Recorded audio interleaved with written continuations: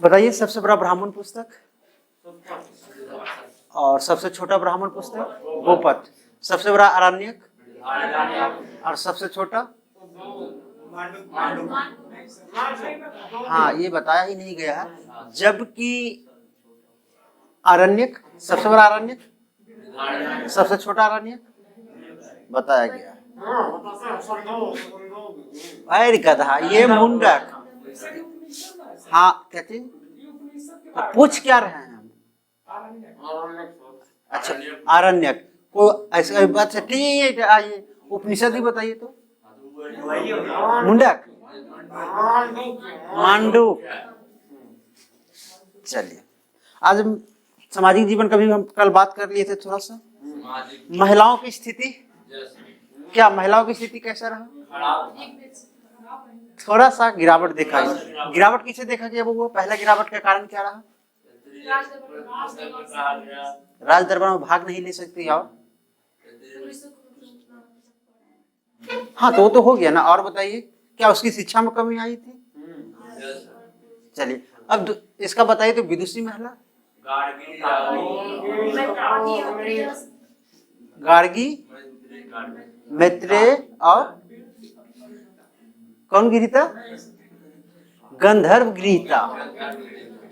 ये सभी उसका कौन है? विदुषी महिला। अब हमको ये बता दीजिए मैत्रायणी संहिता जो है वो महिलाओं के संदर्भ में क्या कहता है? मदिरा और पासा से तुलना किया गया है। चलिए अब हमको ये बताइए कि किस में पुत्री का जन्म शोक का कारण बताया गया? ऐत्रेय ब्राह्मण में। चलिए आज अब हम लोग कहाँ चलेंगे? आज का पहलू क्या रहेगा? वर्ण व्यवस्था का क्या स्थिति रहा कल? जन्म आधारित। अब उसमें कितने वर्ण टोटल रखा गया? वो वर्ण की अगर हम बात करें कौन कौन? ब्राह्मण, क्षत्रिय और वैश्य, शूद्र। अब हमको एक बात बताइए, क्या यहाँ कोई भगवान का अवधारणा उत्पन्न हो रहा है? किस भगवान का? ब्रह्मा का। कहा गया कि ये जो चार वर्ण दिखाया गया है ये चारों ब्रह्म जो वर्ण है ये कहाँ से उत्पन्न लेंगे? तो ब्रह्मा से, है ना। अब कहा गया कि ब्रह्मा के मुख से कौन पैदा लेंगे? और जो ब्रह्मा के भुजा से पैदा लेंगे, और जो ब्रह्मा के जांघ से लेंगे, और जो पैर से लेंगे। पैर कहने का मतलब तलवार। चलिए अब द्विज, एक द्विज शब्द का लाया था ना। द्विज कौन? हाँ द्विज का मतलब क्या होता है? उसमें कौन कौन आएगा द्विज में? हाँ वैश्य। अब बताइए कि क्या वेद पढ़ने का भी कोई नियम कानून यहाँ रखा गया? जो द्विज होगा वही नहीं पढ़ सकता है। पहले बात समझिए, जो द्विज होगा उसको पहले कम से कम 2 संस्कार होना होगा। पहला संस्कार विद्या आरंभ संस्कार, और दूसरा यज्ञोपवीत। यज्ञोपवीत जब तक ये दुगु नहीं होगा तब तक उसका तीसरा वेदा पाठ आरंभ वाला संस्कार नहीं कर सकता है। हो गया। चलिए यहाँ के बाद हम लोग अपना आज लेसन थोड़ा सा स्टार्ट कर लेते हैं। आज कल किस जीवन की बात करेंगे? कल तो सामाजिक लगभग निकल चुके थे हम लोग। आर्थिक जीवन।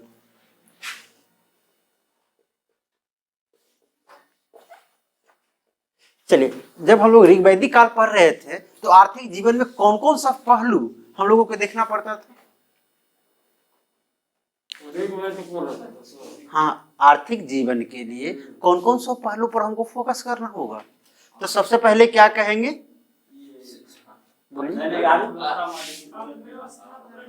हाँ अर्थव्यवस्था किस पर डिपेंडेंट है? मतलब मुख्य आधार। चलिए एक मिनट। मुख्य आधार। उसके बाद इसमें और हम क्या देखेंगे? मुद्रा। क्या देखेंगे? मुद्रा। और अगर मुख्य आधार की अगर हम बात करें तो इसमें क्या क्या देखेंगे? ऋग्वैदिक काल का मुख्य आधार क्या रहा था? पशुपालन। वहां का मुख्य आधार क्या रहा? पशुपालन। लेकिन एक चीज आप ध्यान रख लीजिए, यहाँ ये कन्वर्ट हो जाएगा, समझ गए? अब यहाँ से अगर कन्वर्ट होगा तो आज तक चलते रहेगा और हमारा देश कृषि प्रधान हो जाएगा। आई बात समझ में? मतलब ऋग्वैदिक काल में ही केवल वो क्या रहा? पशुपालक आमदनी मतलब आर्थिक का मुख्य स्रोत रहा। चलिए यहाँ कृषि का सॉरी पशुपालन का क्या स्थिति रहेगा? पशुपालन क्या रहेगा? यहाँ गौण हो जाएगा। जिस प्रकार उसमें कृषि गौण था, इसमें आके क्या गौण हो जाएगा? पशुपालन गौण हो जाएगा। चलिए दूसरी चीज हमको ये बताइए कि पशुपालन जब हम लोग पढ़ रहे थे तो उसका सबसे प्रमुख पशु कौन सा रहा था ऋग्वैदिक में? गाय और घोड़ा। गाय और घोड़ा। चलिए इसमें प्रमुख पशु कौन होगा? हाँ, तो इसमें भी प्रमुख पशु गाय ही रहेगा, घोड़ा ही रहेगा। लेकिन उसमें हम देखे थे कि हाथी को पालतू नहीं बनाया गया था, लेकिन इसमें हाथी को पालतू बना लिया गया है।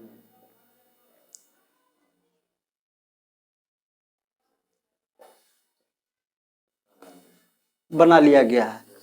चलिए इस समय क्या कोई लेन देन व्यापार करने के लिए कोई मुद्रा वगैरह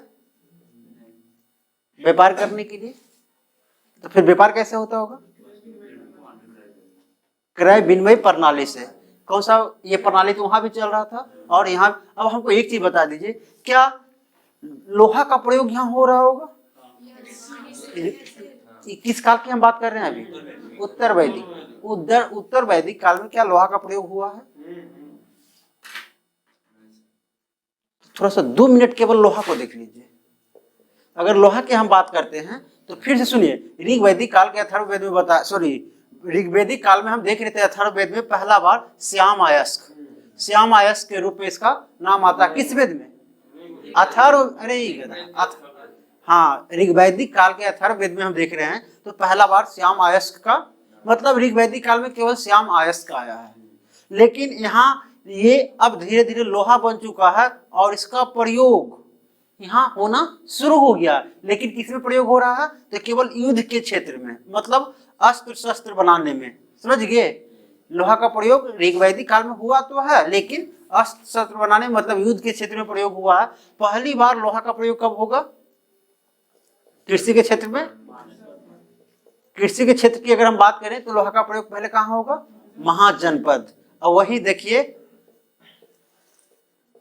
जब लोहा का प्रयोग कृषि के क्षेत्र में होगा तो वनों की कटाई अधिक होगी, खेतों की गहरी जुताई होगी, कृषि क्षेत्र बढ़ेगा और उत्पादन अधिशेष होगा, लोग सुखी संपन्न हो जाएगा। फिर धीरे धीरे नगर का विकास होगा और द्वितीय नगरीकरण कहाँ से आ जाएगा?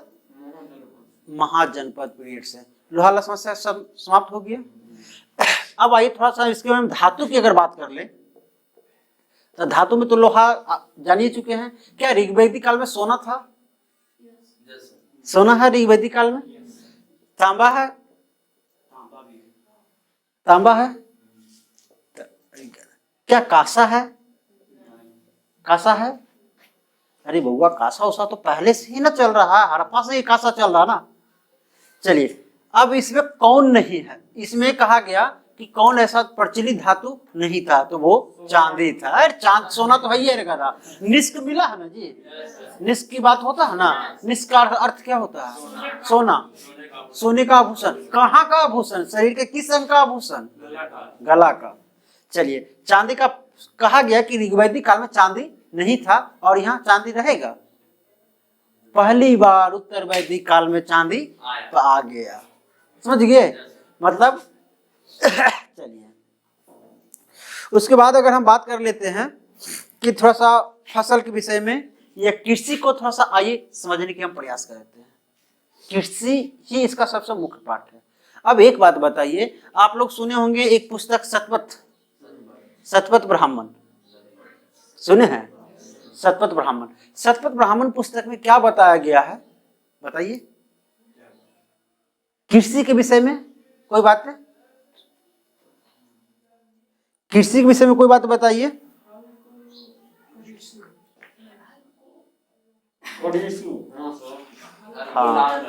हाँ, अब कहा गया कि शतपथ ब्राह्मण में कृषि का वर्णन किया है। लड़का, कृषि का वर्णन किया गया है। हो गया। एक काठक संहिता पढ़ रहे थे हम लोग, कठोपनिषद। हाँ, तो वही कहा गया कि काठक संहिता जो है उसमें एक साथ 24 बैल से हल जुतने का प्रमाण मिलता है या चर्चा मिलता है। समझ गए? काठक संहिता में क्या कहता है, एक साथ 24 बैलों की के साथ खेती की जा, जुताई की जा रही है, जिसका प्रमाण नहीं कर सकते हैं, जिसका वर्णन मिलता है। समझिए, काठक संहिता में इसका 24 बैल से जुताई हो रही है, इस बात का वर्णन मिलता है।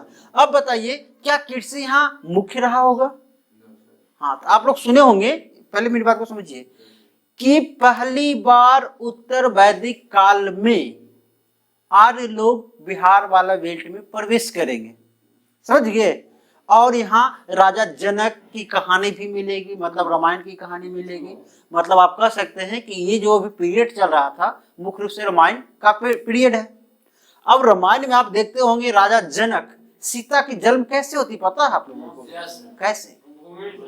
हाँ, अब देखिए क्या होता है, कहा गया कि एक पुस्तक में वर्णन मिलता है कि राजा जनक को हल जोतते समय एक घड़ा मिलता है, और घड़ा में सीता, घड़ा से ही सीता निकलती है। इसमें इंपॉर्टेंट बात क्या है? हाँ, इंपॉर्टेंट बात ये है, राजा जनक, पहले बात को समझिए। हाँ, राजा खुद हल जोत रहा है।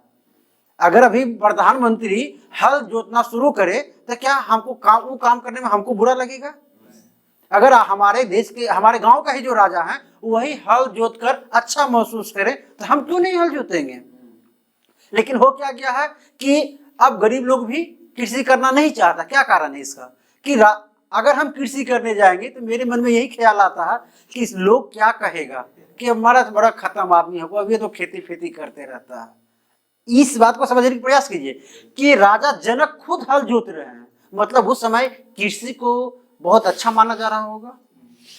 चलिए, यहाँ का बात, एक बात और आता है, कृष्ण। कृष्ण का भाई कौन है? बलराम। हाँ, इनका नाम क्या है? हलधर। हलधर इनको क्यों? अब बताइए, ये कृष्ण, अब कृष्ण का भाई जो है वह हलधर हैं, हमेशा कंधा पर हल रखे रहते हैं। अब बताइए, आम आदमी को हल रखने में क्या बुरा लगेगा? नहीं लगेगा। मतलब इस समय कृषि का बढ़ावा एकदम, कृषि मतलब बहुत बढ़ चढ़ के अच्छे कामों में काउंट किया जाता था। हो गया, तो कह सकते हैं कि मुख्य रूप से कृषि का विकास कहाँ से हो रहा है? उत्तर वैदिक काल से। इसमें एक चीज और कभी कभी मिलता है कि इस समय कौन कौन सा फसल, पहले हमको ऋग वैदिक काल का फसल का नाम बताओ बउआ। यब, यब और गोधूम, गोधूम, हाँ गेहूं भी ही हो गया, धान्य, कपास, गन्ना। कपास, हाँ कपास तो होगा, गन्ना नहीं होगा, गन्ना तो पुर्तगाल ने लाया है जी। अच्छा, चलिए चलिए, अब आइए हम यब को क्या कहते हैं? जौ। अब ये जो गोधूम देख रहे हैं, तो ये यब का यब भी रहेगा इस काल में, गोधूम का गोधूम भी रहेगा, लेकिन धान्य बदल जाएगा। धान्य को यहाँ व्रीहि कहा गया है, व्रीहि। समझ गए? धान को यहाँ क्या कहा गया है? व्रीहि। व्रीहि का मतलब क्या होता है? चावल। हो गया, तो ये आपका इसका आर्थिक जीवन है। अब समझ, इस आर्थिक जीवन में मुख्य रूप से यही बातें आपसे पूछा जाएगा कि इसका मुख्य आधार कब रहा, या कृषि किस काल का मुख्य आधार रहा, तो क्या हो जाएगा? उत्तर वैदिक काल का। चलिए, इसमें पशुपालन गौण हो गया। अगर पशुपालन की बात करेंगे तो इसमें सबसे प्रमुख पशु कौन माना जाएगा? गाय। क्या आगे ये बदल जाएगा? हाँ, आगे बदलेगा। चलिए, इसमें बदलाव क्या देखने को मिला कि हाथी यहाँ पालतू पशु हो गया, पहले ये पालतू नहीं था। अगर हम व्यापार की बात करें तो व्यापार के लिए क्या चल रहा है? वह क्रय और विनिमय प्रणाली वही प्रचलित चल रहा है, अभी ऐसा कुछ है नहीं। अगर धातु के विषय में हम बात करेंगे तो पहली बार चांदी यहाँ देखने को मिलता है। हो गया ना? चलिए निकालिए फटाक से, इस पॉइंट को नोट कर लीजिए।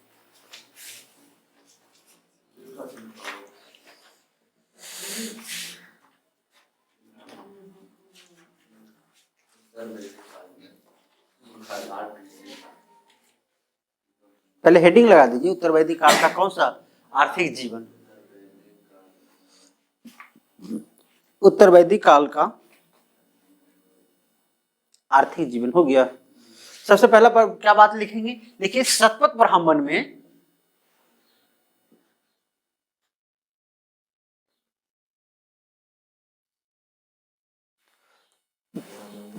शतपथ ब्राह्मण में कृषि संबंधी कृषि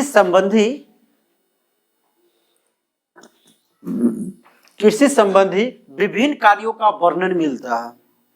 विभिन्न कार्यों का वर्णन मिलता है।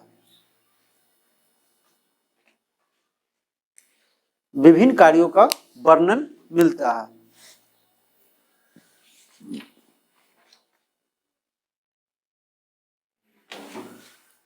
विभिन्न कार्यों का वर्णन मिलता है। अगला लिख लीजिए काठक संहिता। काठक संहिता में एक साथ 24 बैलों से काठक संहिता में एक साथ 24 बैलों से खेत जोतने का वर्णन है।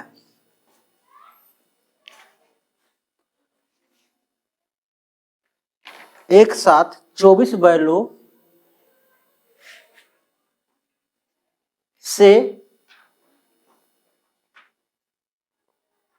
24 बैलों से हल जोतने का वर्णन है। अगला पॉइंट लिख दीजिए। उत्तर वैदिक काल में राजा जनक वाला बात लिखिए। उत्तर वैदिक काल में कृषि का महत्व बढ़ गया। उत्तर वैदिक काल में कृषि का महत्व बढ़ गया।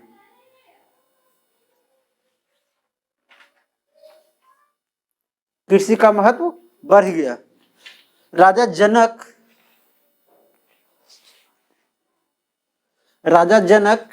के हल चलाने और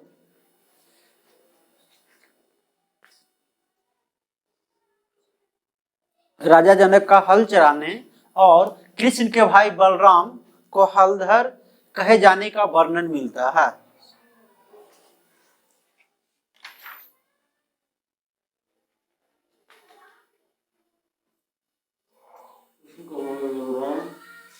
कृष्ण के भाई बलराम को हलधर कहे जाने का वर्णन मिलता है।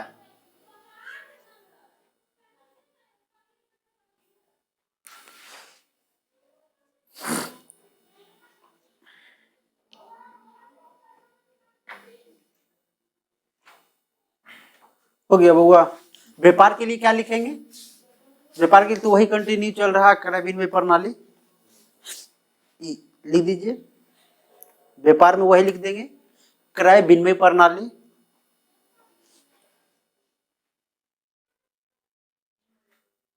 क्रय विनिमय प्रणाली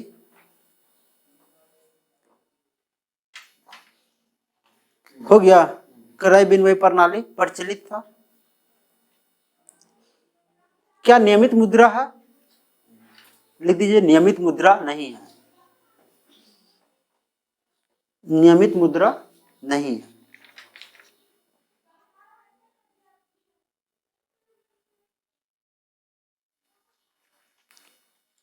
हो गया।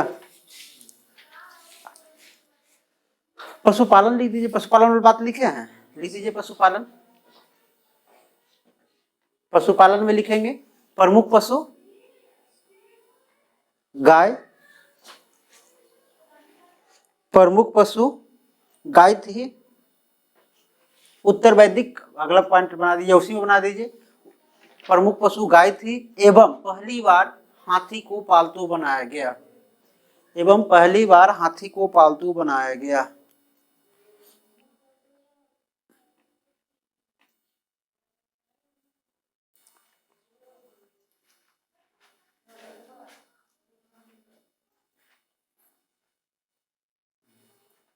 पहली बार हाथी को पालतू बनाया गया। धातु के विषय में आइए, दो बात लिख लेते हैं। धातु लिख दीजिए। उत्तर वैदिक काल में पहली बार लोहा का प्रयोग हो रहा है। उत्तर वैदिक काल में पहली बार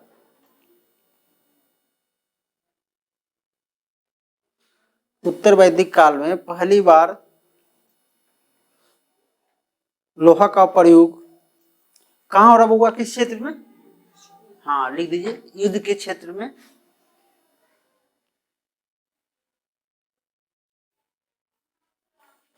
युद्ध के क्षेत्र में।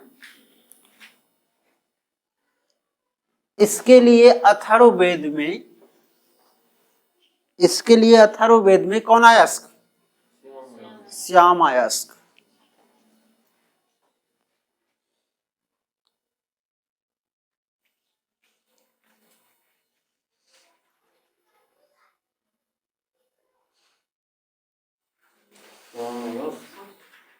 श्याम अयस्क का, श्याम अयस्क शब्द का प्रयोग किया गया है। श्याम अयस्क शब्द का प्रयोग किया गया है।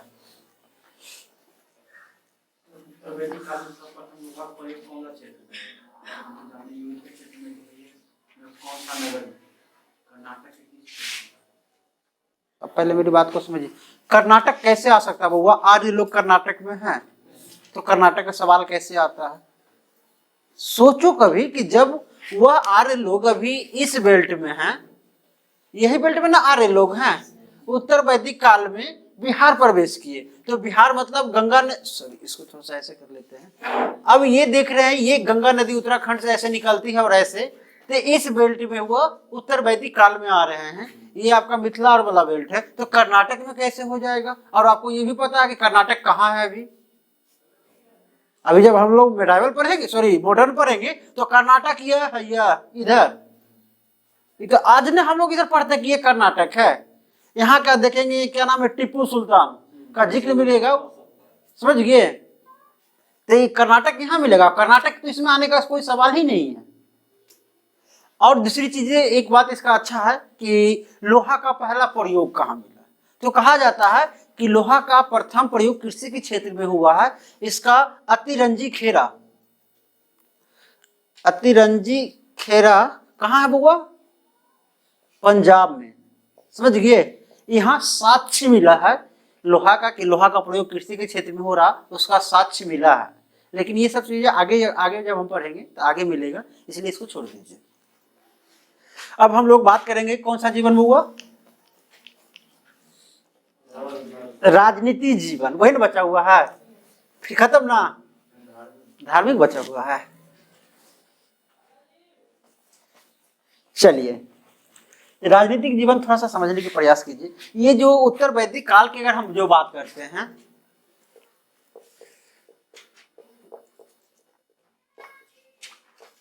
राजनीतिक जीवन, इसको तो आराम से समझिए। उत्तर वैदिक काल जो हम लोग देखते हैं, ये क्या है बुआ? एक कर्म कांड, मतलब यजुर्वेद का इस पर प्रभाव ज्यादा है। यजुर्वेद कैसा पुस्तक है? वह कर्म कांडीय ग्रंथ है। अब कहने का सेंस हुआ कि उत्तर वैदिक काल में कर्मकांड काफी बढ़ जाएंगे, समझ गए? उत्तर वैदिक काल में कर्मकांड बढ़ जाएंगे। ऋग्वैदिक काल में मुख्य क्या था बुआ? प्रार्थना, पूजा का मेन स्वरूप जो देखा जा रहा था ऋग्वैदिक काल में, वो क्या था? प्रार्थना। लेकिन यहाँ प्रार्थना खत्म हो जाएगा और क्या बढ़ जाएगा? कर्म कांड बढ़ जाएगा, कर्म कांड बढ़ जाएगा, बलि बढ़ जाएगा, बलि, ये सभी बढ़ जाएगा। अब आइए इसको हम बहुत अच्छा से समझे। पहले आर्य लोग की अगर क्षेत्र की हम बात कर लें, इसमें राजा पहले सबसे पहले क्या बात करना होता था? क्षेत्र। तो कहा गया है कि क्या इसमें बिहार शामिल हो गया? हाँ, क्योंकि आर्य लोग पहली बार उत्तर वैदिक काल में कहाँ आए? बिहार।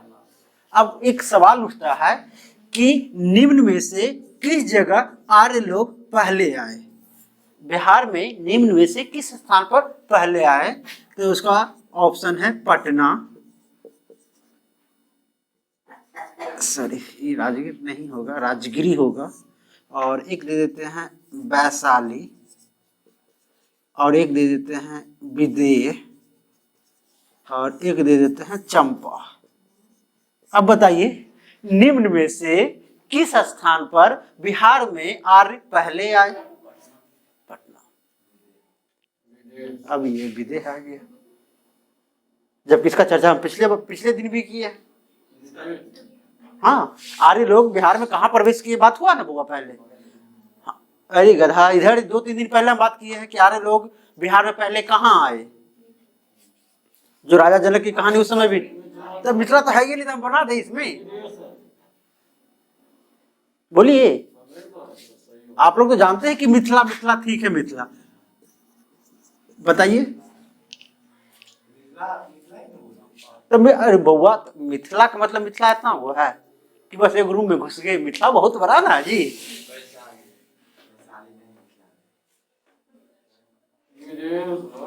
अच्छा बताइए, एक क्वेश्चन हम देख लेते हैं। निम्न में से निम्न में से कहाँ के निवासी हैं आप? क्वेश्चन है, समझ गए।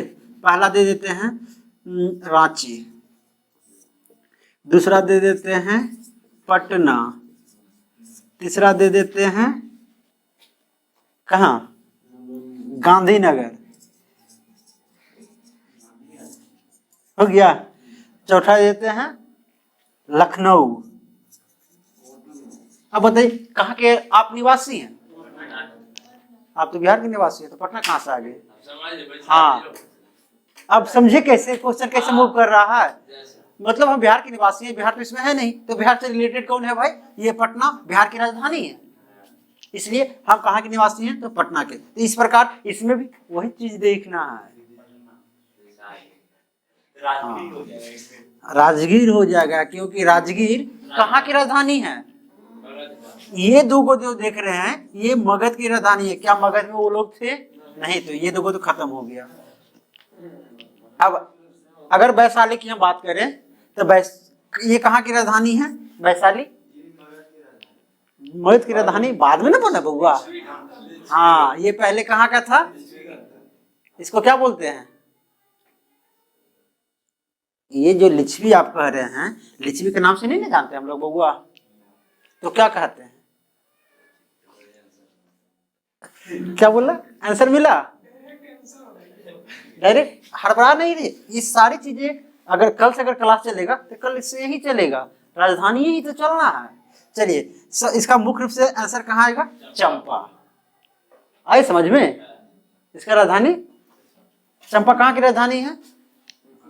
अंग का। अंग की राजधानी कहाँ है? चंपा। और अंग जो अभी वर्तमान क्षेत्र है भागलपुर मुंगेर वाला को कहते हैं। तो क्या भागलपुर मुंगेर में आ रहे आए थे? इसलिए आंसर हो जाएगा विदेह। मिथिला की राजधानी कहाँ है? विदेह।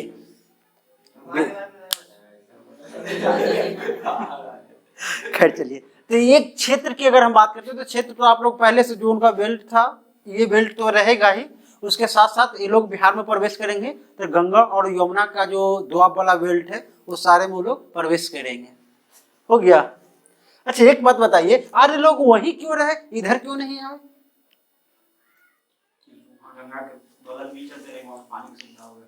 यहाँ गंगा नहीं था, इसका क्या कारण? कोई एक मिनट कोई कारण सोच के बताइए कि आर्य लोग अगर आए तो यही बेल्ट में रह गए, जबकि कहाँ से आ रहे हैं? कोई कह रहे हैं मध्य एशिया से आ रहे हैं, तो वहां से यहाँ आ गए और यहाँ से यहाँ आने में इनको क्या लग रहा था?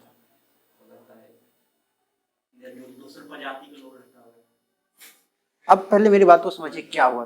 क्या ये सभी लड़का, जब आप लोग ज्योग्राफी पढ़ेंगे तो पता चलेगा कि ये सभी मैदानी बेल्ट है। मैदानी मतलब समतल भूमि है, और समतल भूमि होने के कारण ये सभी में घना जंगल था, और उस समय लोहा था नहीं, कितना जंगल की कटाई कर सके वो लोग। इसलिए जो बेल्ट उनको साफ सुथरा लगा वही बेल्ट में वो लोग रहना शुरू किए। धीरे धीरे लोहा वगैरह आएगा, ये सभी का कटाई वगैरह होगा, तो लोग धीरे धीरे इस बेल्ट में भी मूव करेंगे। हो गया। तो चलिए, सबसे पहले हम क्या बात करेंगे अभी आज? राजनीतिक जीवन का। तो क्षेत्र तो लगभग आप लोग समझिएगा कि क्षेत्र कहाँ रहेगा। अगर बोलेंगे कि आर्य भारत में बिहार में कब प्रवेश किए, तो कब? उत्तर वैदिक काल में। किस बेल्ट में किए? तो या तो मिथिला या विदेह, उसकी राजधानी है विदेह। तुम विदेह से पढ़ता है गधा, सॉरी विदेह। हो गया। अगली बात अगर हम करें कि इस समय राजा के साथ साथ क्षेत्र, उसके बाद क्या पढ़ना पड़ता था राजा में? क्षेत्र और संस्था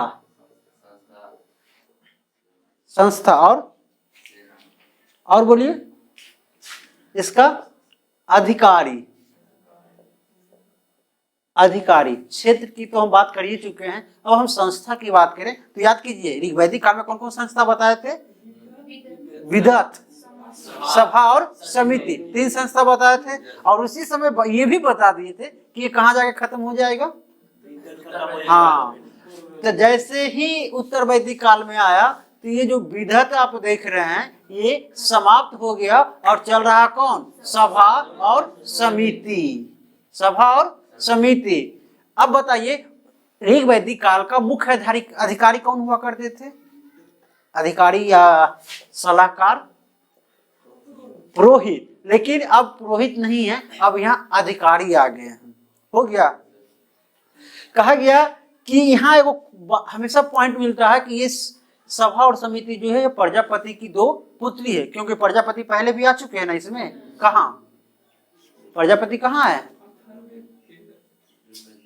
नहीं, प्रजापति की कहाँ जिक्र हुआ? ब्रह्मा। अब ब्रह्मा से इन्हें सब वर्ण जन्म लिया है। अब कहा गया कि ये प्रजापति की पुत्री कहने का सेंस समझिए कि राजा क्या कोई साधारण होगा? इस चीज को पहले समझिए। कहा गया कि जो भी यहाँ कोई राजा बन रहा था तो राजा की स्थिति पहले की अपेक्षा काफी मजबूत हो गया। सेना तो नहीं है लेकिन फिर भी मजबूत हो गया। क्या राजा के साथ साथ कोई कर है? कर, कर का मतलब क्या होता है? टैक्स। कोई टैक्स का वर्णन मिलता है यहाँ? तो कहा गया कि टैक्स तो है लेकिन वह स्वैच्छिक कर है। एक बलि नामक कर का चर्चा मिलता है, लेकिन वह जो है वह स्वैच्छिक कर है। समझ गए? क्योंकि आगे जब हम पढ़ेंगे तो ये जो कर है ये कर को वसूल करने वाला एक अधिकारी होगा। समझ गए? तो खैर चलिए, टैक्स के विषय में हम इसमें बात कर लिए। अब मुख्य इसमें है राजा। राजा के यहाँ जो अधिकारी गण आएंगे उसकी हम बात करेंगे, लेकिन पहले इस चीज को समझिए कि राजा है क्या। जब भी कोई राजा बन रहा तो उसके साथ साथ अब कर्मकांड जुट गया है। कर्मकांड, ये बलि जो देख रहे हैं ये सभी जुट गया है। अब कोई भी राजा बनेगा तो वह यज्ञ का प्रावधान यहाँ हो गया है। यज्ञ, समझ गए? यहाँ यज्ञ होगा। अब बात यह है कि यज्ञ होता कौन कौन? दो चार यज्ञ का नाम बताइए तो। अश्वमेघ यज्ञ, राजस्व यज्ञ, राजस्व राजस्वीय यज्ञ होता है। और बताइए, वाजपेयी यज्ञ, वाजपेयी यज्ञ। अब ये सवाल ये लड़का, अब सवाल ये उठता कि ये अश्वमेघ यज्ञ किस लिए होता था? हाँ हाँ, कहा गया कि यह अपने क्षेत्र का आकलन करने के लिए कि मेरा क्षेत्र कहाँ तक है, वही आकलन करने के लिए अश्वमेघ यज्ञ होता था। और उसमें घोड़े को छोड़ा जाता था। घोड़ा क्या एकदम पूरे फील्ड में घूम रहा है, जहां तक घोड़ा को कोई ना रोके वहां तक मैं क्षेत्र मेरा है। अगर रोक दिया और लगे कि नहीं सब फरिया लेंगे तो सब फरिया के फिर घोड़ा कंटिन्यू आगे। समझ गए? अब अगर घोड़ा घूमकर वापस यह यज्ञ वाला स्थान पर आ गया तो वही घोड़ा का बलि पड़ेगा। तो कुछ लोग कहेंगे कि यार लोग मांस खाते थे, क्योंकि हम लोग जानते हैं कि हिंदू धर्म में जो भी बलि पड़ता है वह बलि देने वाले को प्रसाद माना जाता है। मतलब यही कॉन्सेप्ट के आधार पर कहा जाएगा कि लोग मांस भी खाते थे। आई बात समझ में? अब सवाल ये उठता है कि क्या आर्य लोग मांस खाते थे? हाँ, तो यही बात को सीखना बहुआ। 3 + 2 = 5 हो सकता है। ये मैथ नहीं है, साइंस नहीं है कि एक्यूरेट आप मार देंगे। हो सकता है। मैथ में एकदम श्योर है। ए बउआ सुनो, मैथ में श्योर है कि सॉरी 3 + 2 = 5 होगा। एकदम कोई नहीं काट सकता है। लेकिन हिस्ट्री में ऐसा नहीं हो सकता। हिस्ट्री में ये भी होगा कि हो सकता है। अब अभी आप कह दिए कि ठीक है आर्य लोग मांस खाते थे, लेकिन एक शब्द आता है गाय के लिए एक शब्द आता है अघन्य। अघन्य, अघन्य का मतलब क्या होता है? जिसकी हत्या ना की जा सके। अब गाय का तुलना इसके साथ किया जा रहा है तो क्या वो लोग मांस खाते होंगे? सॉरी, गाय का मांस खाते होंगे? नहीं। आई बात समझ में? तो इसलिए इस बात पर हम अड़ेंगे नहीं। ये एक विवादित, हिस्ट्री के लिए विवादित सेक्शन है कि क्या आर्य लोग मांस खाते थे या नहीं खाते थे। आप अगर ज्यादा होशियार हैं तो दोनों कॉन्सेप्ट को लिख दीजिए। अगला जांच करने वाला व्यक्ति जाने कि खाता था कि नहीं खाता था। जो बात जान रहे हैं वो बात, उस बात को लिख दीजिए। हो गया? तो चलिए, यहां तक तो ये हो गया। अब कहा गया कि ये वाजपेयी यज्ञ क्यों होता था? बोलिए। हाँ, तो वाजपेयी, हाँ ये सुनिए, ये क्या होता था कि राजा के प्रभाव को बढ़ाता था, कि राजा के पास देवीय शक्ति है, समझ गए। राज, इसमें कहा जा रहा है उत्तर वैदिक काल में कि राज पद के साथ साथ इसमें देवीय पद भी ऐड हो गया। कहने का सेंस कि राजा जो होगा वह धीरे धीरे देवताओं के समान होते जा रहा है। ब्राह्मण जो है मार अक्षत प्रक्षत छीट कर उसको भगवान बना दे रहे हैं। अब कहा गया कि देखिए भगवान का पावर क्या है, वही वाजपेयी यज्ञ होता है। इसमें एकदम कहने का मतलब ये रथ दौड़ की तरह है, समझ गए। इसमें क्या होगा कि राजा के लिए एकदम फर्स्ट क्लास घोड़ा चुनाएगा, उसका रथ जो होगा वह सभी, मान लिया जितना भी रथ उसमें भाग लिया, सबसे आगे राजा का रथ जाएगा। पहले से ये फिक्स किया हुआ रहता कि अगर तुम तेज भी है तो रुको, पहले राजा आगे जाएगा। उसी को कहा गया है वाजपेयी यज्ञ। अब मान लीजिए 1000 रथ दौड़ रहा है और उसमें राजा का रथ सबसे आगे रहेगा, तो लोग कहेगा कि नहीं है भाई, राजा में प्रभाव तो है। लेकिन यहाँ तो पहले से मैच फिक्सिंग रहता है, समझ गए ना। चलिए, इस प्रकार ये वाजपेयी यज्ञ। अब कहा जा रहा है कि राजा के साथ साथ क्या इसमें जुड़ गया बउआ? कर्म कांड जुट गया है, यज्ञ जुट गया है, बलि जुट गया है। ये सब चीजें अब काफी आगे बढ़ते जाएगा। अब इसमें कौन सी बात छूटा? सेना। ये राजा अपने के लिए यज्ञ करता है। कितना यज्ञ? एक यज्ञ होता है। ये विशेष यज्ञ के बारे में बराबर बताएंगे हम लोग, मोटा मोटी बताएंगे कि इस यज्ञ का संबंध इससे इससे इसमें है, समझ गए। चलिए, एक चीज और हम जान लेते हैं, इसका सेना का क्या स्थिति है बउआ? ए लड़का, सेना, हाँ हाँ, ये कहा गया कि इसमें नियमित सेना का वर्णन नहीं मिलता है। जरूरत पड़ने पर, जैसे ऋग्वैदिक काल में बना था वैसे यहाँ भी बन सकता है। हो गया? तो चलिए नोट कीजिए इस पॉइंट को।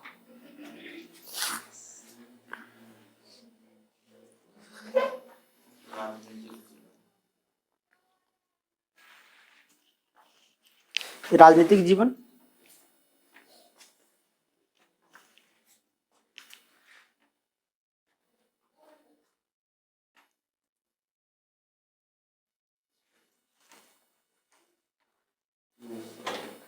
राजनीतिक जीवन में क्या लिखेंगे बउआ? देखिए, उत्तर वैदिक काल में राजा की स्थिति खराब होगा अच्छा होगा बउआ?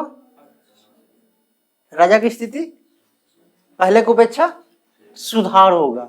जितना इसका सुधार होगा उतना ही महिलाओं की स्थिति कमजोर होगा या गिरावट आएगी। लिख दीजिए, उत्तर वैदिक काल में राजा की स्थिति कुछ अच्छी हुई।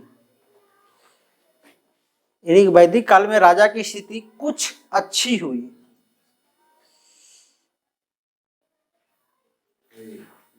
कुछ अच्छी हुई।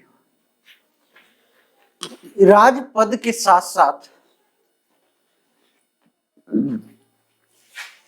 राजपद के साथ साथ राजपद के साथ साथ यज्ञ जुड़ गया। राजपद के साथ साथ यज्ञ जुड़ गया। जैसे 2-3 को यज्ञ का नाम लिख दीजिए, हो गया।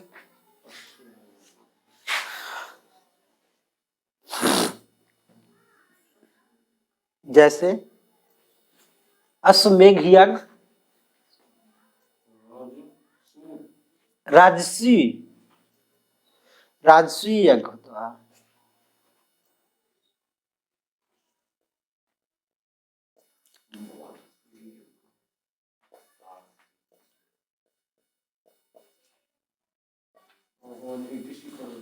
हाँ हाँ,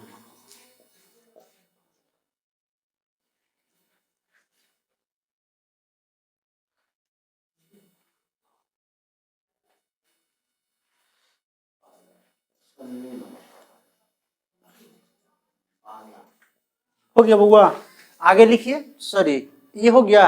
अगला पॉइंट लिखिए, उत्तर वैदिक काल में नियमित कर प्रणाली नहीं है। उत्तर वैदिक काल में नियमित कर प्रणाली का प्रचलन नियमित कर प्रणाली का प्रचलन नहीं था। नियमित कर प्रणाली का प्रचलन नहीं था, लेकिन लेकिन लेकिन बलि नामक कर की चर्चा मिली है, लेकिन बलि नामक कर की चर्चा मिली है। यह कर कैसा है बुआ? स्वैच्छिक या अनिवार्य? हाँ, तो लिख दीजिए स्वैच्छिक है।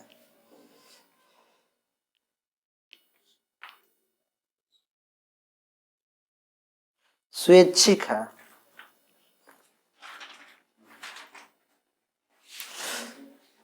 दो मिनट केवल संस्था वाला बात लिख दीजिए, संस्था वाला बात। देखिए, सबसे प्राचीनतम संस्था कौन सा था हुआ? विदत, जो समाप्त हो गया। देखिए, सबसे प्राचीनतम संस्था, सबसे प्राचीनतम संस्था विदत विदत विदत विदत था, लिखे ना, विदत था, जो उत्तर वैदिक काल में समाप्त हो गया, या जो समाप्त हो गया।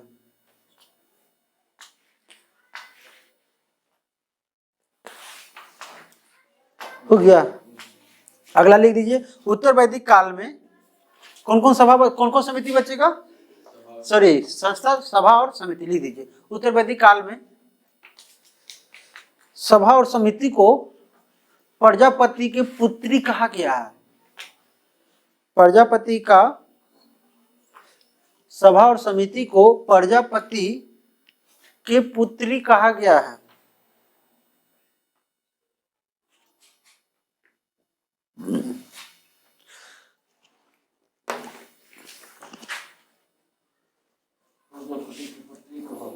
प्रजापति की पुत्री कहा गया है।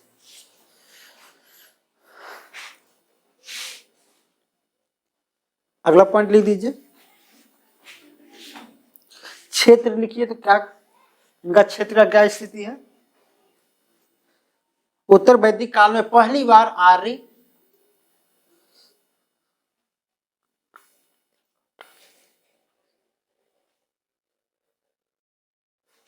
उत्तर वैदिक काल में पहली बार आर्य गंगा नदी घाटी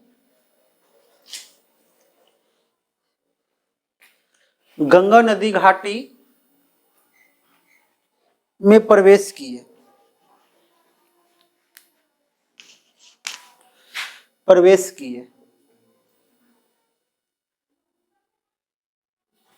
गंगा नदी घाटी कहने का मतलब बिहार और उत्तर प्रदेश वाला बेल्ट, समझ गए? गंगा नदी घाटी में प्रवेश किए।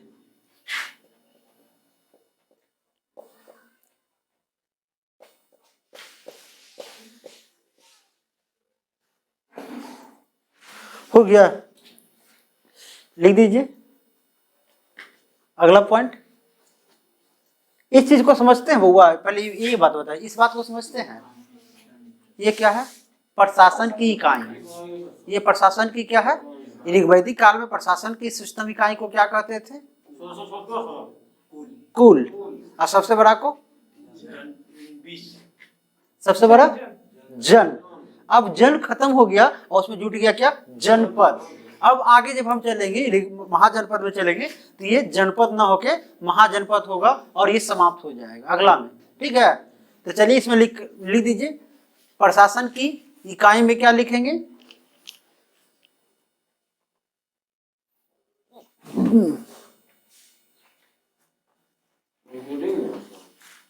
हाँ, प्रशासन की इकाई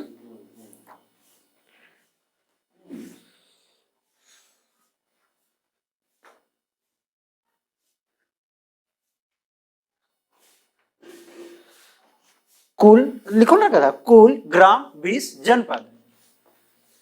कुल ग्राम 20 और जनपद। सबसे छोटा ये कुल होगा और सबसे बड़ा जनपद होगा।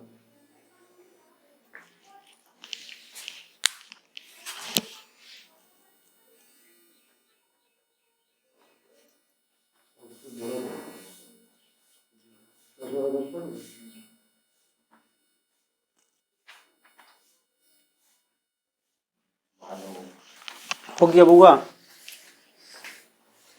चलिए अब एक पॉइंट केवल और लिख लेते हैं इसका। कहा गया कि ये अधिकारी, ऋग वैदिक काल में अधिकारी कौन हुआ करते थे? पुरोहित। लेकिन अब यहाँ कुछ अधिकारी आ गए हैं इनके, उन अधिकारी के बारे में हम थोड़ा सा जान लें।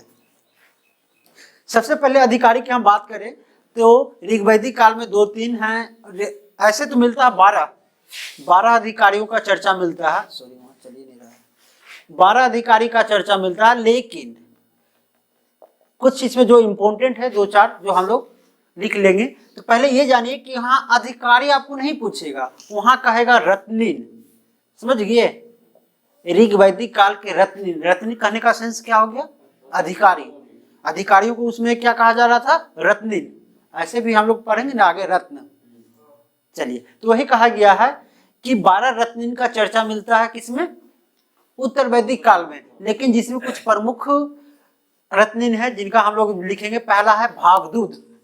अब बताइए कि भागदूत जो है ये क्या काम करते होंगे, इनका क्या संबंध रहा होगा, विभाग क्या रहा होगा? भाग दौड़ वाला काम करते थे, इसलिए इनको क्या कहा गया है? भागदूत। तो कहा गया, अभी बताया रहेगा था कि बलि नामक कर की चर्चा मिलता है। वही बलि नामक कर का जो अधिकारी है तो उसी को कहते हैं भागदूत। समझ गए? आइए ना, बलि नामक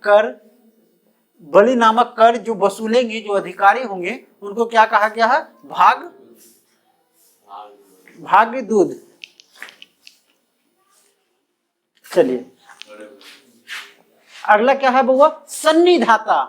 बोलिए। सन्निधाता, सन्निधाता क्या कहेंगे? कोषा, हाँ, कोषा अध्यक्ष को क्या कहा जाता है? मतलब राजा के जो कोष का, हाँ, तो उसको क्या कहेंगे? चलिए अगला एक है पालागल। पालागल, हंसी नहीं, ये इंपॉर्टेंट है। पालागल, इनका संबंध क्या चीज से रहा होगा?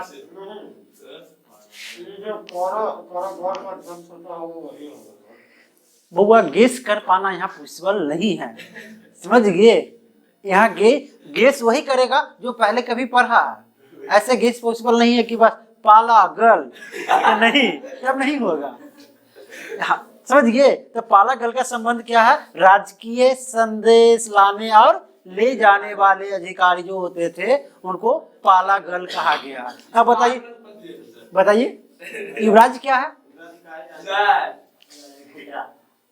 हाँ, ये तो राजा का बेटा हो ही होता है, तो हमको पता है। ये कौन कहता है? भतीजा को अगर युवराज बना देता है? युवराज एक पद है, पहले बात को समझिए। युवराज एक पद है और यह एक सूचक इस बात का है कि अगला राजा यही बनेगा। पार घाट लग जाए तो अलग बात है, लेकिन ये अगला राजा बनेगा इस बात का यह सूचक हुआ करता। आयुराज जो होता था उसको कहीं ना कहीं कोई बेल्ट का, समझिए क्या, एक प्रभार वाला राजा जो कहते हैं वह दे दिया जाता था। समझ गए? तो युवराज का संबंध क्या है? युवराज अगला राज्य अधिकारी का हो गया। तो ये 2-3 गो है। आइए इसको फटाक से लिख लेते हैं। गेस कर पाएगा? चलिए तो लिख दीजिए। अधिकारी लिख के ब्रैकेट में कर दीजिएगा रत्निन। अधिकारी लिखकर ब्रैकेट में कर दीजिए रत्निन और लिखिए उत्तर वैदिक काल में 12 रत्निन का चर्चा मिलता है। अधिकारी लिखकर ब्रैकेट में कर दीजिए रत्निन। रत्निन, रत्निन हो गया। अब लिखिए उत्तर वैदिक काल में 12 रत्निन का चर्चा मिलती है। 12 रत्निन की चर्चा मिलती है।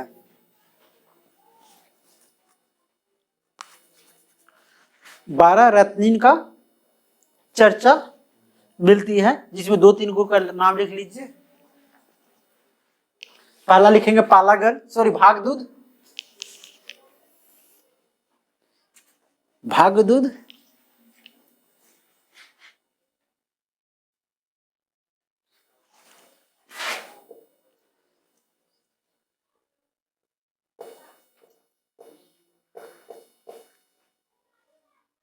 हो गया। वो पहला लिखेंगे भागदूत। दूसरा भागदूत का संबंध क्या चीज से है? बलि नामक कर वसूलने वाले जो होते थे, बलि नामक कर जो वसूलने वाले होते थे।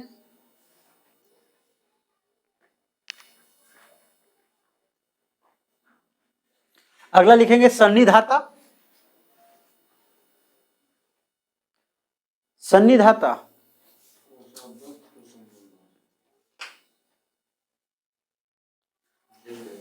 हो गया कोषाध्यक्ष। पालागल, पालागल क्या होगा? राजकीय संदेश लाने और ले जाने वाले।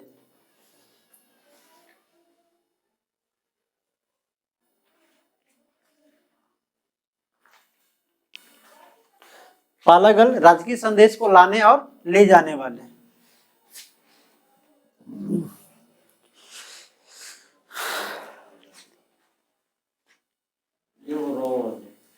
लिख दिया बउआ।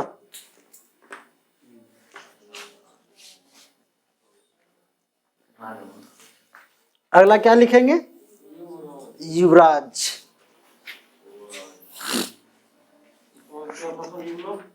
युवराज अगले राजा अगला राजा सॉरी अगला उत्तराधिकारी बनने वाला। ये राजा को उत्तराधिकारी लिख दीजिए।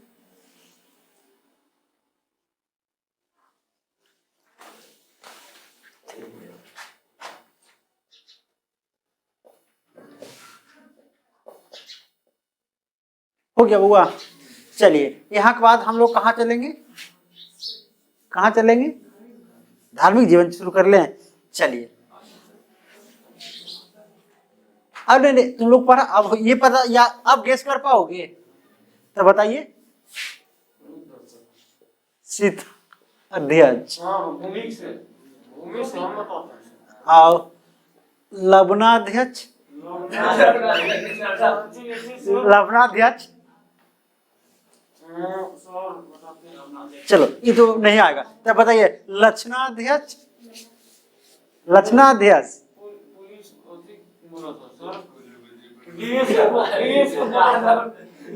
लक्षणाध्यक्ष बउआ ये अधिकारी नहीं, ये विभाग का अध्यक्ष है, समझ गए? अधिकारी तो दूर चुकी, हम अध्यक्ष की बात कर रहे हैं। ये सारे इतना विभाग जैसे अभी है ना, अलग अलग विभाग है सरकार की, उस प्रकार भी विभाग हुआ करता था। चलिए लक्षणाध्यक्ष। चलिए अधिकारी में बताइए तो रूपदर्शक। रूपदर्शक का संबंध निम्न में से है, गेस करो। वो गेस करता है लड़का, वो लक्षण से। हाँ तो रूपदर्शक जो सिक्का पहचानने वाले अधिकारी होते थे उनको रूपदर्शक कहा जाता था। क्या बोला?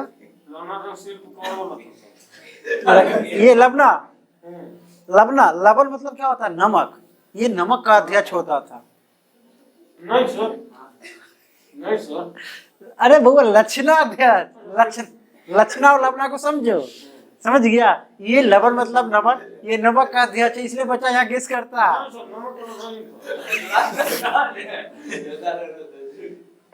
चलिए खैर छोड़िए। ए लड़का चलिए बंद कीजिए। अब कहा गया कि इसका हम जब धार्मिक जीवन की बात करेंगे, ऋग वैदिक सॉरी उत्तर वैदिक काल का धार्मिक जीवन की अगर हम बात करते हैं तो पहली बार गॉड का अवधारणा उत्पन्न हुआ। क्या भगवान थे पहले? इसके पहले कोई भगवान का चर्चा मिल रहा है? हाँ कौन को भगवान? इंद्र भगवान। ए लड़का इंद्र, अग्नि, वरुण, पूषण। चलिए अब आइए देखेंगे। ए लड़का ये जो देवता देख रहे हैं, इन देवताओं का स्थानांतरण होगा, मतलब ट्रांसफर होगा, विभाग को बदल दिया जाएगा, मतलब किन्हीं का प्रमोशन होगा तो किन्हीं का डिमोशन होगा, समझ गए? अब आइए इसके साथ साथ उत्तर वैदिक काल, बुआ तो ध्यान से सुनिए, पहले छोड़ दीजिए लिखना। पहली बार उत्तर वैदिक काल में गॉड का अवधारणा उत्पन्न हुआ। ऐसे भी अभी हम उत्तर वैदिक में चल रहे थे तो एक भगवान दिखने को मिल रहे थे, कौन? ब्रह्मा, प्रजापति, उनका नाम बार बार आ रहा था ना। तो वही कहा गया कि उत्तर वैदिक काल के धार्मिक के क्षेत्र में बात करें तो पहली बार गॉड का अवधारणा उत्पन्न हुआ है। गॉड फॉर क्या कहेंगे? गॉड मीन्स क्या होता है? हाँ god, G for generator. Generator मतलब क्या होता है? उत्पन्न करने वाला। जनरेटर मतलब उत्पन्न करने वाला, और चलाने वाला। चलाने वाला, और डिस्ट्रॉयर। क्या आप नष्ट नहीं कर सकते हैं? अच्छा, किसी वस्तु को नष्ट किया जा सकता है? वस्तु को किया जाता है। इस कपड़ा को नष्ट कर सकते हैं? क्या नष्ट करेंगे? नष्ट का सेंस क्या होता पता है बउआ? तो वैसे एक साइंटिस्ट हैं जो नष्ट करने के मतलब डिस्ट्रॉयर के खोज कर रहे हैं। नष्ट करना क्या आसान है? संभव ही नहीं है सामान्य लोग के लिए। अगर मान लिया जाए हम बोल देंगे बउआ इस बोर्ड को नष्ट कर दो, तो तुम क्या करोगे? तोड़ दोगे, जला दोगे। लेकिन किसी ना किसी रूप में तो ये पृथ्वी पर रहेगा ना, जला हुआ बोर्ड, टूटा हुआ बोर्ड, जो भी। हाँ हाँ, तक नष्ट करने का मतलब हुआ कि विलुप्त कर देना। समझ गए कि किसी भी रूप में ये पृथ्वी पर अब नहीं है। समझ गया? इसको कहते हैं डिस्ट्रॉयर। ये केवल ये 3 काम है जो भगवान कर रहे हैं। जिस दिन इंसान करना शुरू कर देगा उस दिन भगवान की कहानी खत्म। आई बात समझ में? अब देखिए आगे जब बात करेंगे तो हम बोलेंगे कि ये काम भगवान नहीं कर रहे हैं। यह काम अपनी सृष्टि अपने नियम से चलती है। ऐसा जो दर्शन आगे फिलॉसफी मिलेगा तो वहां बताया जाएगा कि पृथ्वी को चलाने वाले कोई भगवान नहीं है। पृथ्वी अपने शाश्वत नियम मतलब क्या होता है? शाश्वत नियम मतलब क्या होता है? मतलब निश्चित नियमों से चलती है। समझ गए? खैर छोड़िए। तो कहा गया कि पहली बार उत्तर वैदिक काल में गॉड का उदाहरण आया, और गॉड जी पर क्या बताया गया वो? जनरेटर। जनरेटर कौन है? ब्रह्मा। उसके बाद ऑपरेटर विष्णु, और ये महेश। अब ये 3 भगवान आ गए हैं। समझ गए? और ये इन लोगों को स्थानांतरण कर दिया जाएगा। इंद्र जो इस समय है क्या है वो? किस चीज का देवता है? अरे नहीं, पहले क्या चीज का देवता है ऋग्वैदिक काल में? तो कहा गया है इनको पुरंदर कहा गया था, किला तोड़ने वाला। तो अब इनको ट्रांसफर करके क्या चीज के देवता बना दिया गया है? तो केवल वर्षा करवाने वाला। कि अब छोड़िए वो सब काम, किला कहाँ तोड़िएगा, आप वर्षा करवाइए आराम से। समझ गए? ये जो अग्नि जो है इनका काम बरकरार रहा, जो पहले मीडिएटर थे, और वो उस समय भी मीडिएटर थे और आज भी मीडिएटर ही है ना। तो उसके बाद बचे वरुण। वरुण उस समय क्या थे? ऋतनी नायक।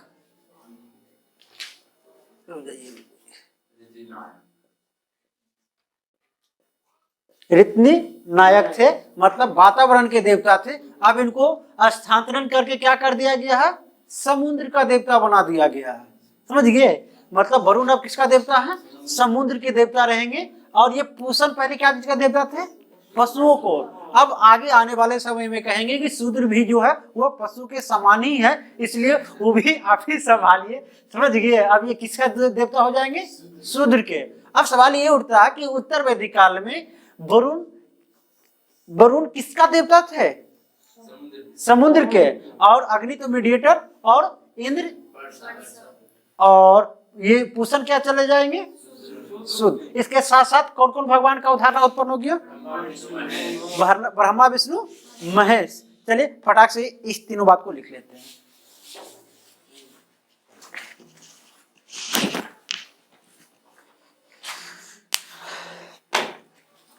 लिखिए, उत्तर वैदिक काल में पहली बार त्रिदेव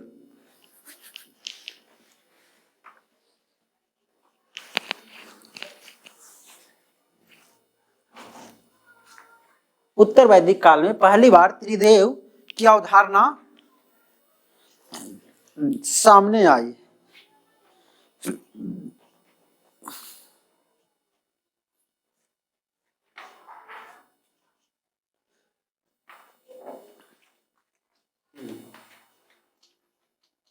हो गया?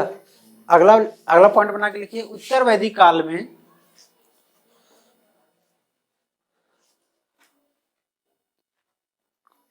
उत्तर वैदिक काल के प्रमुख देवता लिख दीजिए। उत्तर वैदिक काल के प्रमुख देवता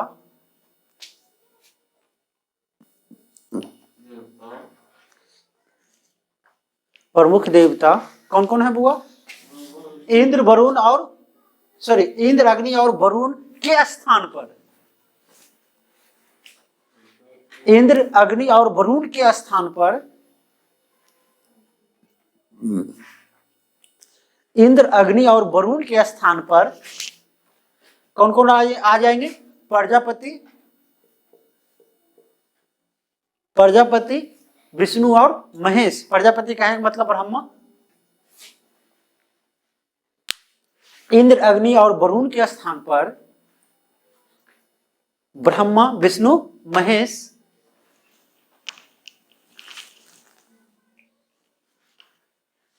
ब्रह्मा, विष्णु, महेश। ब्रह्मा, विष्णु, महेश हुए। अगला पॉइंट हम क्या लिखेंगे? इनको जरा ट्रांसफर कर लेते हैं। पहले लिख दीजिए, उत्तर वैदिक काल में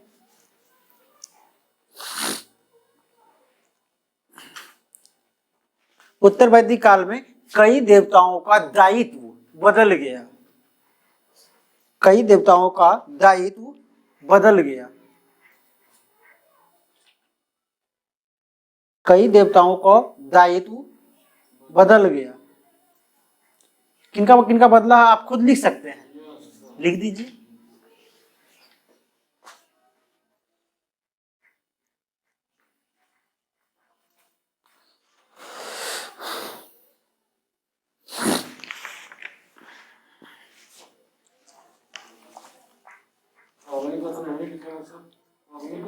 हाँ, मतलब अग्नि को छोड़ दीजिए, केवल इंद्र और वरुण और पूषण तीनों को लिख दीजिए।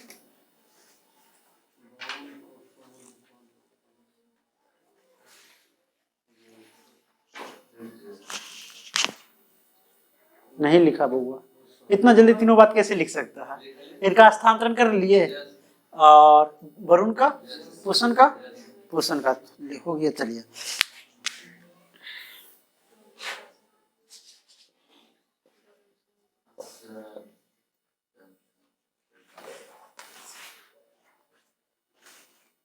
ये लास्ट पॉइंट इसका है, षड दर्शन। फिलोसफी थोड़ा सा ले लेते हैं, इसका कहानी खत्म हो जाएगा।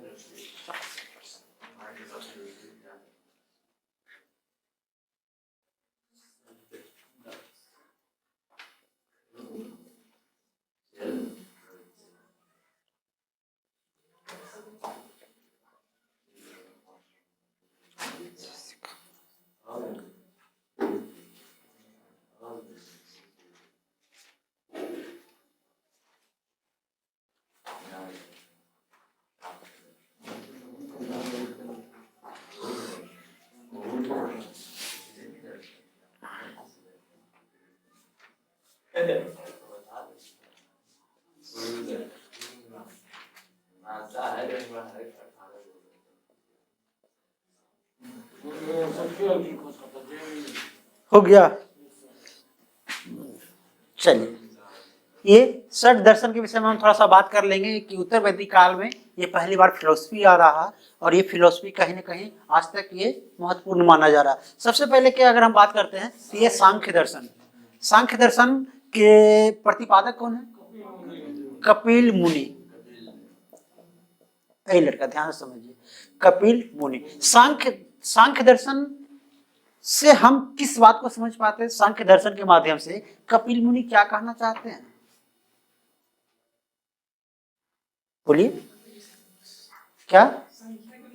हाँ, वो एक कल्पना नहीं कर सकते। कहा जा रहा है कि सांख्य दर्शन जो है यह एक कंपेरिजन कीजिए, ये थोड़ा सा दिमाग लगाइए।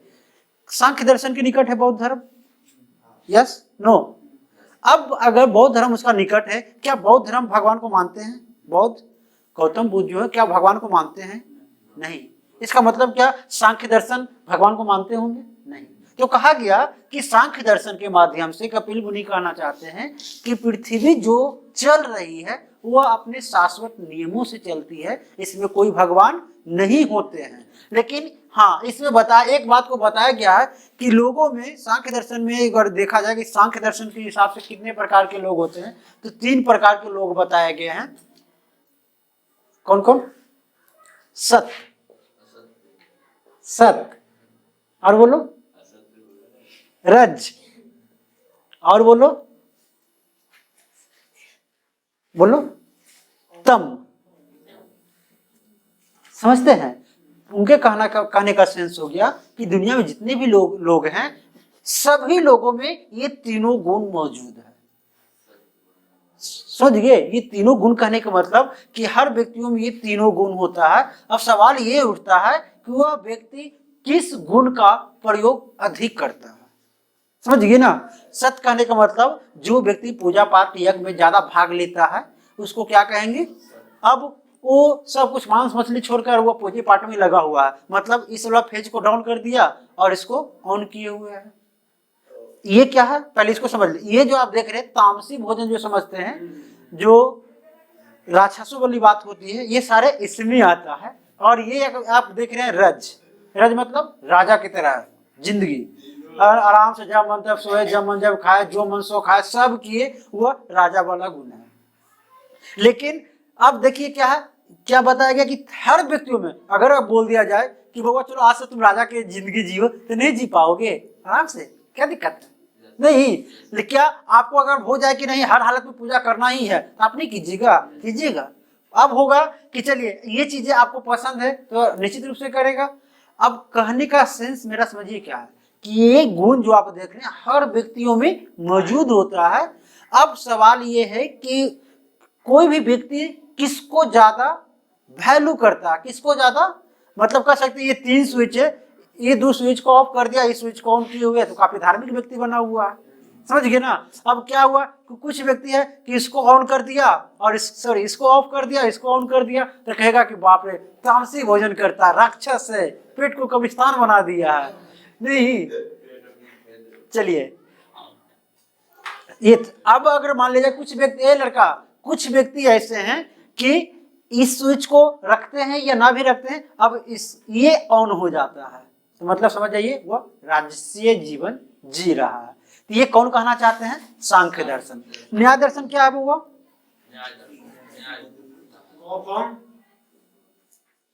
न्याय दर्शन के कौन है? गौतम।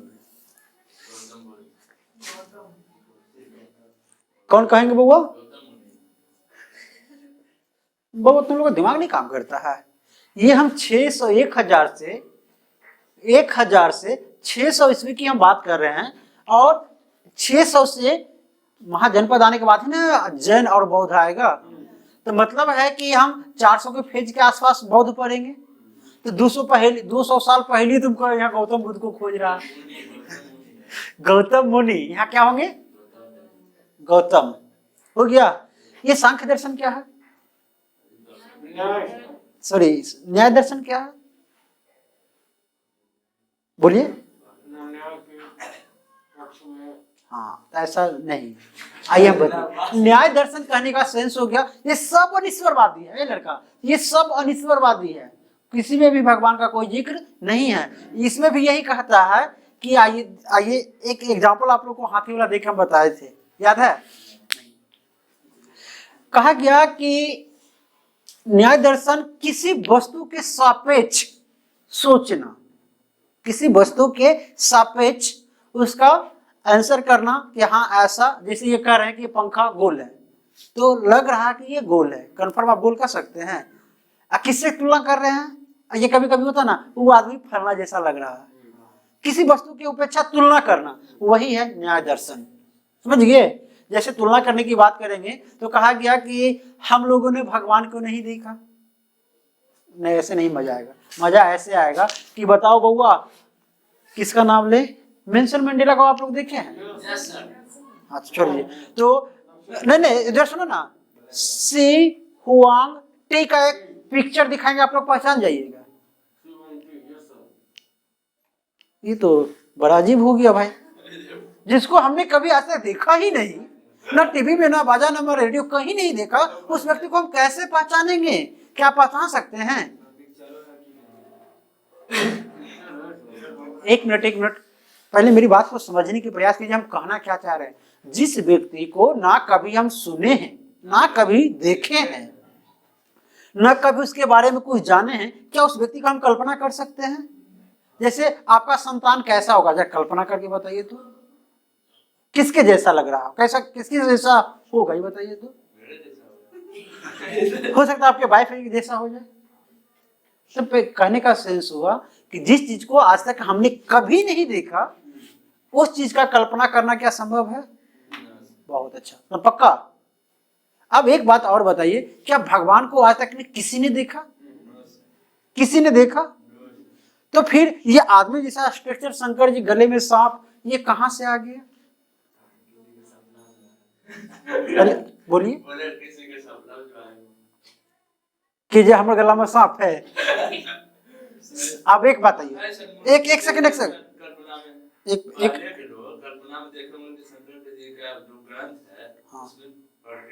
हाँ, बहुत अच्छा। अब तुम आ गया सही ट्रैक पर। अब एक बात बताते हैं बउआ कि देखिए 4-5 आदमियों को समूह रखा गया, समझ गया, और 5 व्यक्ति को बोला कि आप आंख बंद कर लीजिए, समझ गए?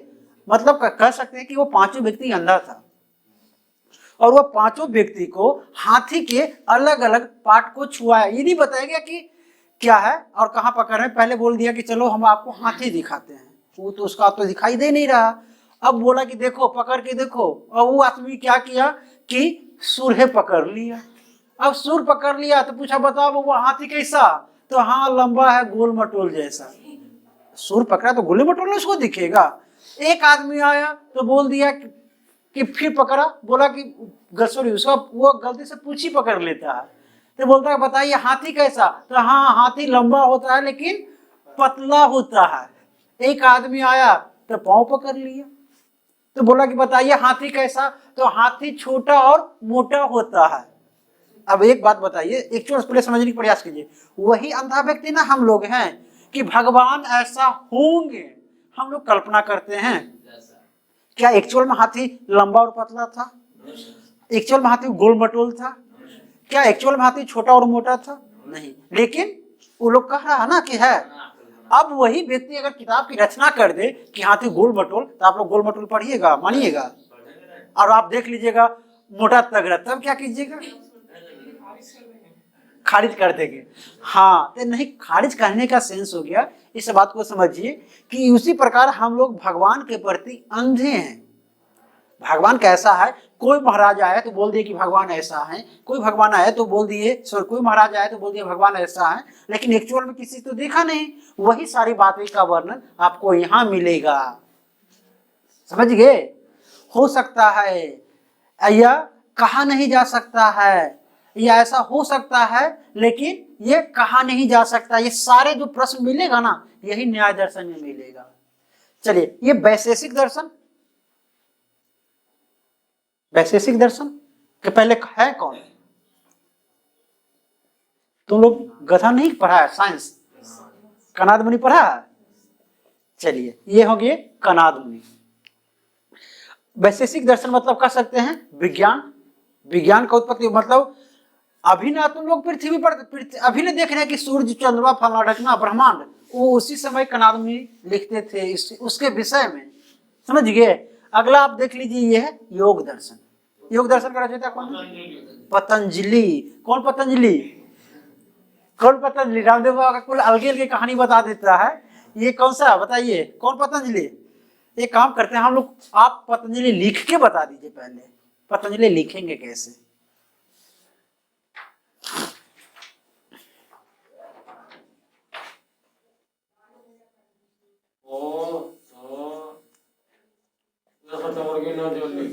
लिख दिए पतंजलि। कितना आदमी सही लिखे? कितना आदमी सही लिखे? एक सही यहाँ लिखा हुआ है।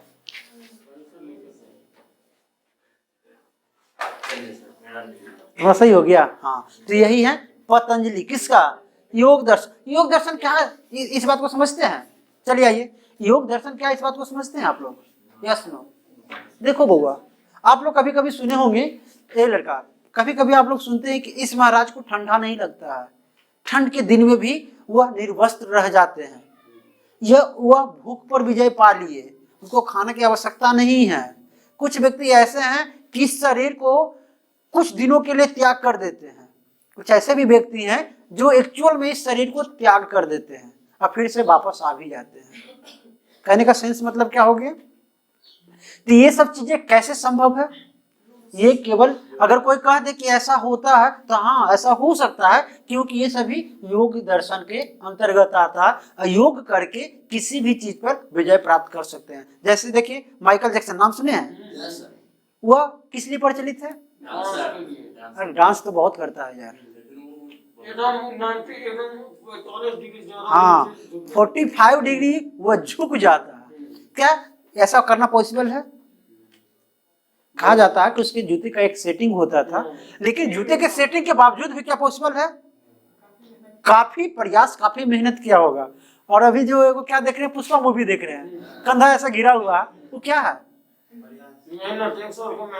जरूर मेहनत किया होगा बैक साइड में। तो वही चीजें हैं कि मेहनत करने से कोई भी चीजें पॉसिबल हो सकता है। अगर कोई कह दे कि हाँ वहां महाराज जी आए थे तो उनको ठंडा नहीं लगता था, इसका मतलब वो भगवान है, तो भगवान नहीं है। ये सभी योग दर्शन का नतीजा है। समझ गए? योग दर्शन करके वो अपने शरीर के स्ट्रक्चर को बदल सकते हैं। कभी आप लोग देखे हैं कि आपके नाक में कितने छिद्र होते हैं? जानते हैं इस विषय में? 2 तो हम भी जानते हैं, 6 होता है। पहले बड़ी बात को समझिए, क्या हम लोग दोनों छिद्र से श्वास लेते हैं? हाँ सर, लेकिन ये गलत बात है। कहा गया कि इधर सुनिए, हम लोग को नाक में 2 छिद्र होता है, दाहिना और बायां छिद्र, और दोनों को बारी बारी से प्रयोग करते हैं, और दोनों के प्रयोग से हमारे शरीर पर अलग एक्टिविटी देखने को मिलती है। सॉरी हम लोग तो नहीं देख, सॉरी आप लोग नहीं देख पाएंगे। अगर विशेष रूप से 2-4 बार 10 बार अनुभव करेंगे तो हो सकता है कि कुछ ना कुछ अनुभव होगा। कहा गया कि जब हम बाएं छिद्र से श्वसन की क्रिया करते हैं तो हमारे शरीर में गर्मी महसूस होती है। अगर हम बाएं नाक से अगर श्वसन की क्रिया कर रहे हैं तो हमें ठंड महसूस होती है। अगर ठंड के दिन में भी आप बाएं नाक से श्वास लेने में एक्सपर्ट हो जाए तो आपको गर्मी मतलब ठंड नहीं लगेगी। बात समझे?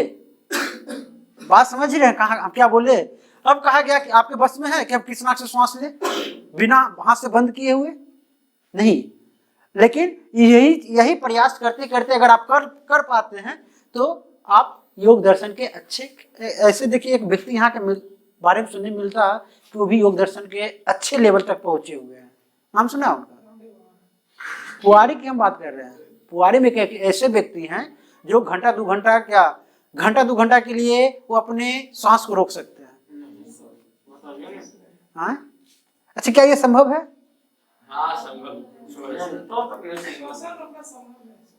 तो जब शरीर का त्याग कर रहा है इसका मतलब शरीर अभी ना बताए कि इस दर्शन से आप शरीर का त्याग कर सकते हैं, तो वो शरीर का त्याग कैसे श्वसन चलते रहता होगा?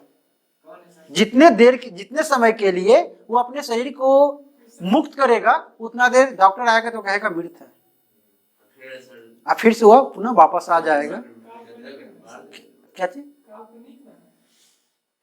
अरे सारा रामायण खत्म हो गया गधा। बताया जा रहा कि ये योग दर्शन से ऐसा संभव है कि आप अपने इस शरीर को जितना देर चाहें उतना देर श्वसन की क्रिया रोक सकते हैं।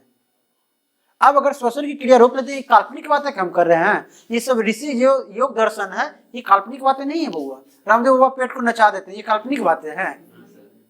ये क्या है? उनका योग दर्शन का नतीजा है, वह काफी इस पर प्रयास किए तो आज ऐसा कर पाते हैं। तो वही चीजें हैं कि जो व्यक्ति 10 साल 20 साल से इस दर्शन में लगा हुआ है, इसका पूर्णतः गुण के साथ, सॉरी नियमों के साथ इसका पालन कर रहा, तो निश्चित हम लोगों की अपेक्षा वो असाधारण कार्य करेगा। आई बात समझ में? अगला है ये पूर्व मीमांस और उत्तर मीमांस। चलिए पहले पतंजलि, इसको फटाक से लिख लेते हैं। 4 दर्शन तो है ये है।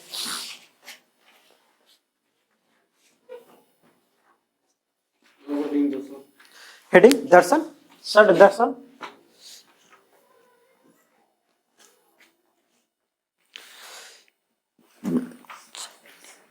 षड दर्शन में क्या लिखेंगे? सांख्य दर्शन,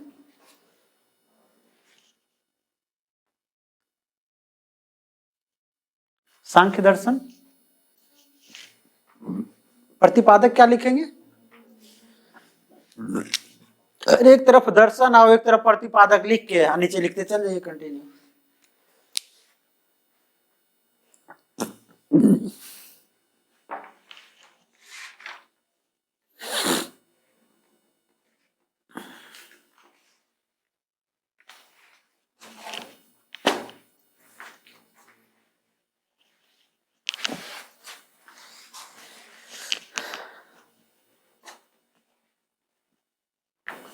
इसको और लिख देते हैं।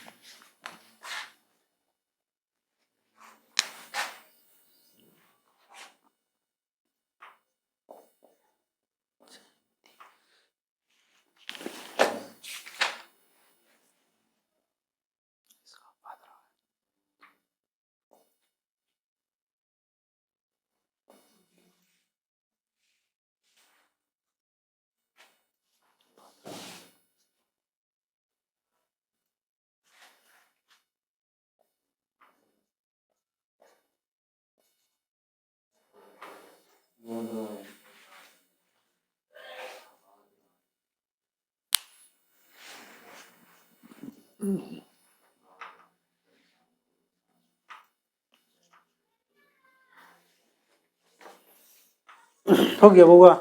अब एक बात हमको बता दीजिए, वेदांत के लेखक कौन है? वेदांत के लेखक कौन है? वेद व्यास से आगे तो तुम कभी बढ़ता ही नहीं है। वेदांत का लेखक मतलब प्रतिपादक कौन है? महाभारत के कौन है?